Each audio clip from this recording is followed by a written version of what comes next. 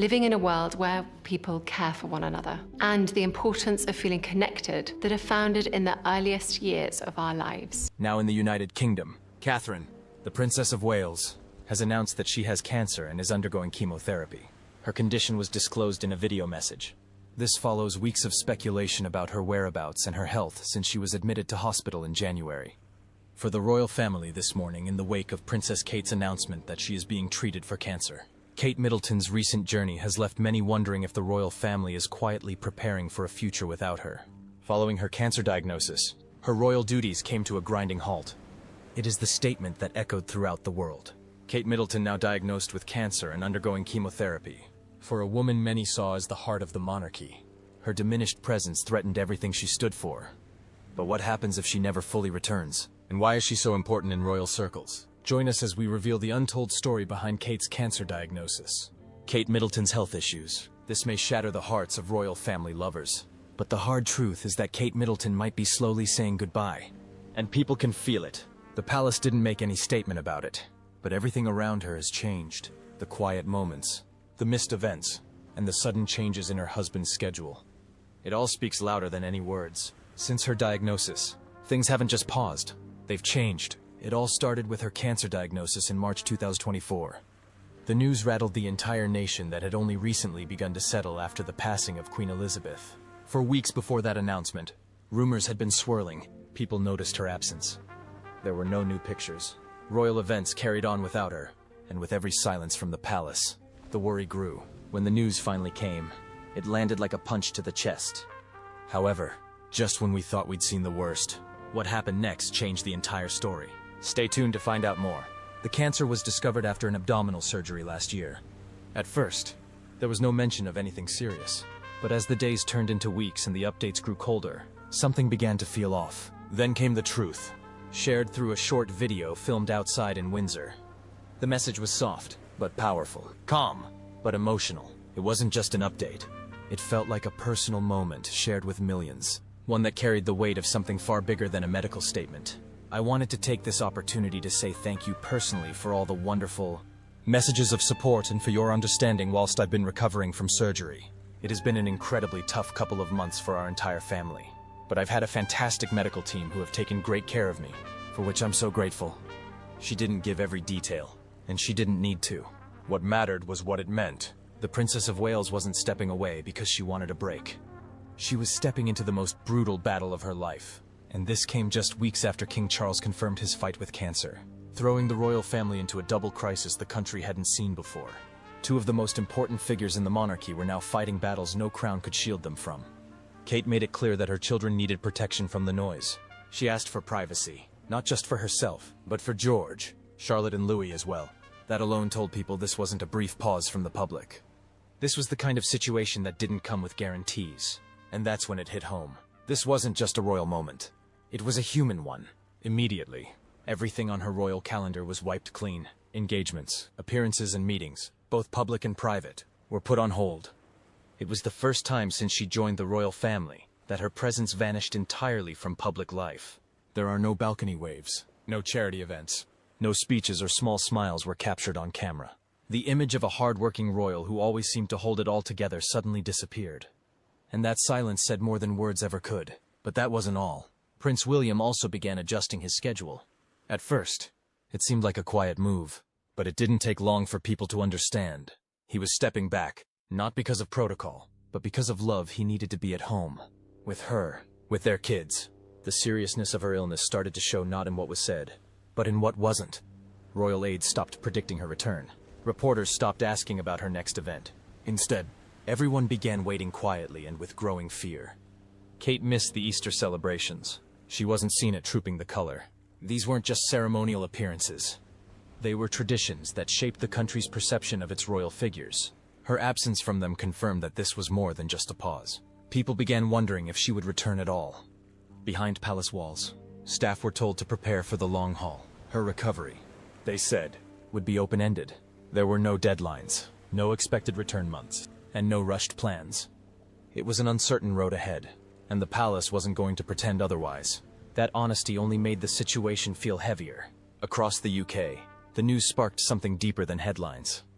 People weren't just reacting to the illness of a royal. They were responding to the thought of losing someone who had become part of the nation's rhythm. Kate wasn't flashy or loud.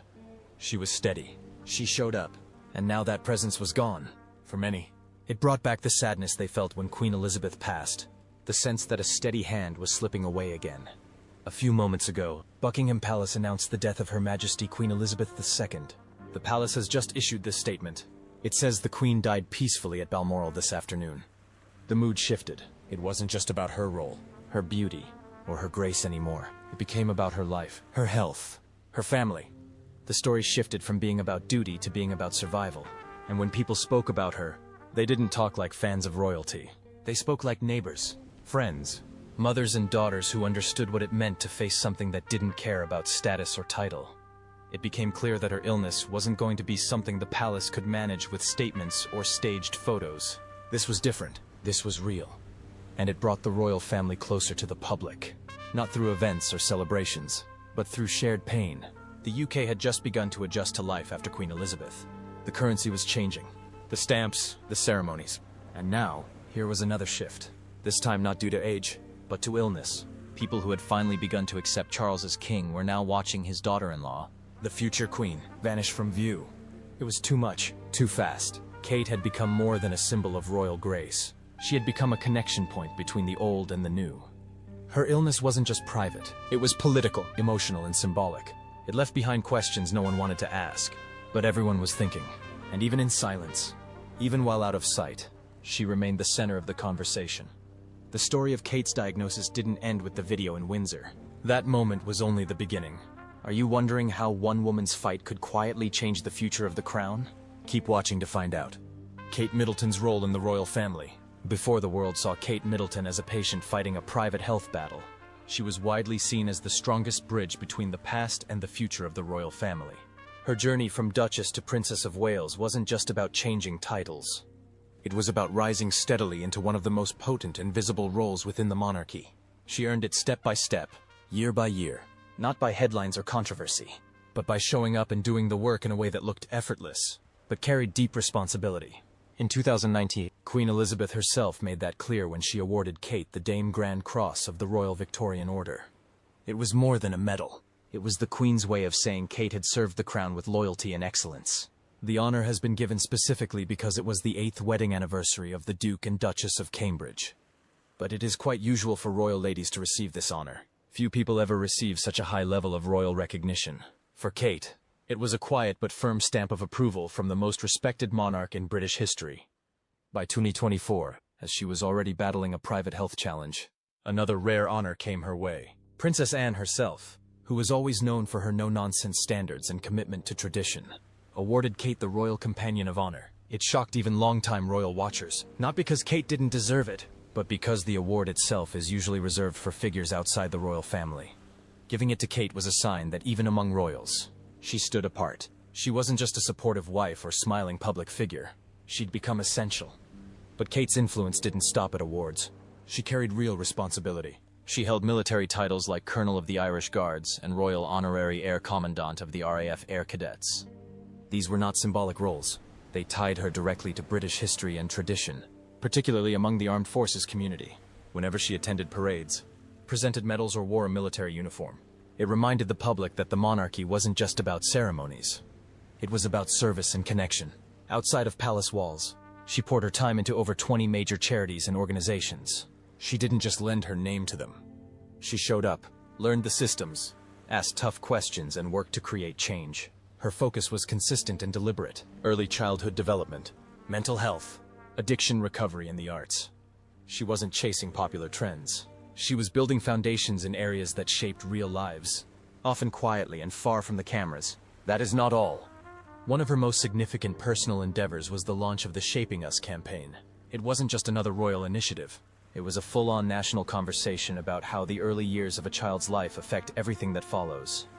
Through this, she spoke to educators, policymakers, scientists, and parents, building a bridge between research and real-world change. It was bold, ambitious, and entirely led by her voice and vision. The public didn't just see a princess with good intentions. They saw a leader with clear goals. As Princess of Wales, her expectations doubled. The public looked to her not just as William's wife, but as someone preparing for a future throne. She had to be warm without being casual, strong without being distant, and she walked that line every day. Whether it was at state banquets beside foreign heads of state or during overseas royal tours that carried political weight, Kate showed a calm authority that made her presence reassuring. There were moments when the monarchy found itself on unstable ground. Scandals involving Prince Andrew and the ongoing divide between Harry and Meghan created turbulence. Through it all, Kate's ability to maintain a steady image helped hold the public's trust. Her reactions were measured. She never seemed rattled, and by doing so, she helped the institution appear steady even when the foundation felt like it was shaking.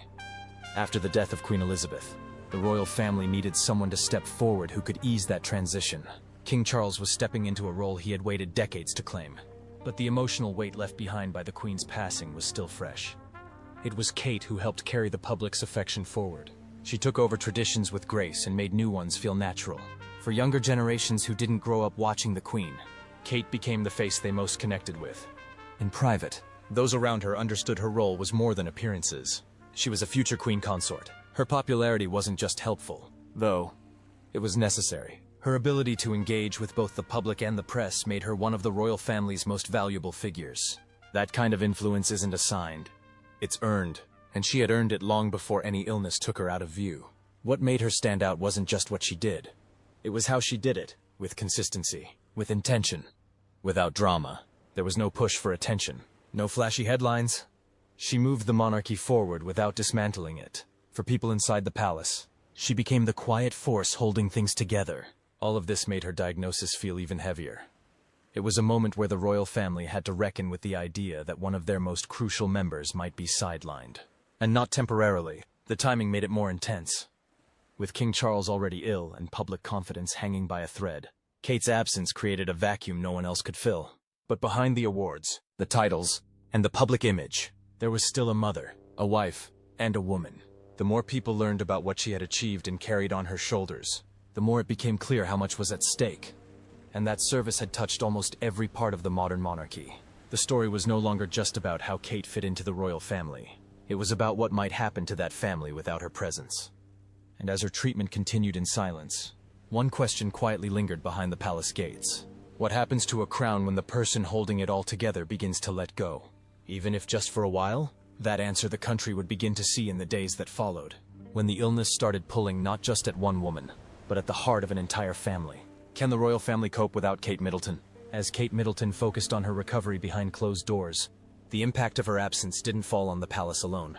It landed right at the center of her home. Prince William quietly took on a new kind of role, not just as the heir to the throne, but as a husband holding his family together in the face of something no title can soften. It began with small tasks that soon became part of his daily routine. Running errands in the morning, reading bedtime stories at night, packing lunches, and assisting with homework. This wasn't royal protocol anymore. This was parenting at its most genuine. With Kate undergoing treatment, the couple decided to keep life as normal as possible for their children. George, Charlotte, and Louis weren't given the full details, but they knew something was different. They understood in their way that Mummy wasn't feeling well. Palace sources said the message was simple enough for children to understand, yet gentle enough not to scare them. William canceled overseas trips. Nothing else mattered more than being there for Kate. Every appearance he made now felt different. People noticed the change in his posture, the slower way he walked, and the look in his eyes. His voice was steady, but the spark was dimmer. He wasn't just representing the royal family anymore. He was a man carrying too much on his shoulders. According to royal watchers, the conversations were shifting inside their home. Insiders said the couple shared long and emotional talks about what might come next, what their children would need, what William would have to carry. They weren't just talking about royal roles.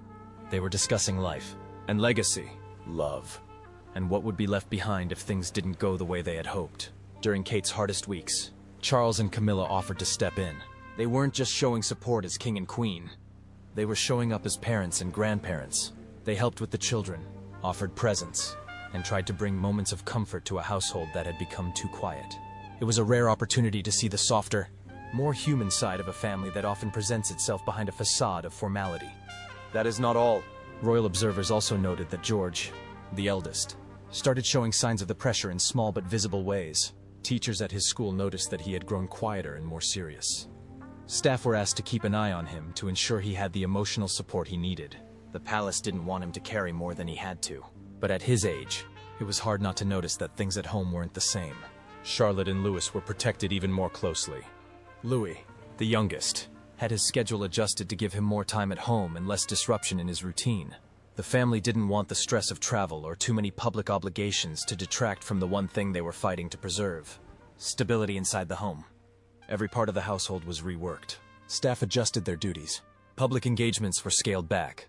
The press office began shifting its strategies, offering less detail and choosing words even more carefully. And behind it all, a quieter operation had started. The palace began drawing up contingency plans, not just for King Charles, whose own health was still uncertain, but also for the possibility that Kate might not return to royal life at full strength or at all. That idea, whispered in private, forced the monarchy to confront a future it had never truly prepared for. Kate wasn't just a figure of public affection. She was a working part of the royal system. Her absence wasn't like turning off a light and waiting to switch it back on. It meant something was now missing at the core, something no one else could easily replace. And the impact of that reached further than anyone first imagined. For William, the days began to stretch longer. Balancing royal responsibility with personal pain became an everyday challenge. He was seen more often alone, standing without Kate at his side. The contrast was striking. Where once they appeared as a team, now he looked like a man walking two paths at once, one of public duty and one of private heartache. The royal family had long taken pride in being a symbol of stability, but this was different. This wasn't about succession or politics. It was about a mother trying to recover, a father trying to hold it together, and 3 children who just wanted things to feel normal again. And as the family braced for whatever might come next, the public began to understand that this wasn't just a pause in the usual royal calendar. This was a turning point. Because when the person at the center of it all steps back, even for the most human of reasons, everything else has to find a new balance. As plans crept behind palace doors, one question began to take root in the minds of many. If Kate couldn't return fully to her role, what would that mean not just for her family, but for the crown itself? At the height of the tension, something interesting happened. After months of uncertainty, Kate Middleton finally made her return after her chemotherapy. There was no fanfare. I wanted to take this opportunity to say thank you personally for all the wonderful messages of support and for your understanding. Just a quiet note within palace walls that her treatment had come to an end. But even before the public saw her, she had already stepped back into royal life, just differently. She began working privately again with the Royal Foundation. Not from the spotlight, but behind the scenes, guiding projects and maintaining her connection to causes she had long championed. It was not until recent months that people truly saw her again. Her first public appearance was at the Royal Marsden Hospital. She arrived in calm tones, looking delicate but strong, marking her first on-camera confirmation that she was in remission. She thanked her doctors in a soft but powerful way and used the moment to spotlight the work of cancer specialists, shifting the focus away from herself and toward a bigger purpose. Then came Commonwealth Day in March, her first ceremonial royal event since her diagnosis. This was her way of saying she was back, but the way she carried herself told even more. She was not trying to prove strength through appearance. She demonstrated strength by doing things her way and at her own pace. Her presence at the 2025 Order of the Garter, and later at Trooping the Color, showed that she was willing to return, but not to overextend. She looked elegant as always, but more reserved. Her smile came softer. Her energy was measured. She stood tall, but there was a visible awareness that every appearance now required balance. In June, behind the scenes, a subtle yet crucial change took place. She met privately with Melinda Gates at Windsor Castle. It was not a loud event. It did not trend on social media. But for those who follow royal diplomacy, it was a clear sign. Kate was back in her role as a quiet strategist, returning to the kind of charitable leadership that does not chase attention, but creates long-term results. Just weeks later, she visited Colchester Hospital and took part in planting a new flower named Catherine's Rose. Her words that day were humble. She admitted that recovery was still tough. That honesty struck a chord with many people watching. The good news is that Princess Kate is back and stronger than ever. Without her, the royal family may never remain the same. Thank you for staying with us. Do you think the royal family can cope without Princess Kate? Share your opinions with us in the comments section. If you enjoyed the video, like, share and subscribe to our channel. Also, click the following video on your screen and you will enjoy it.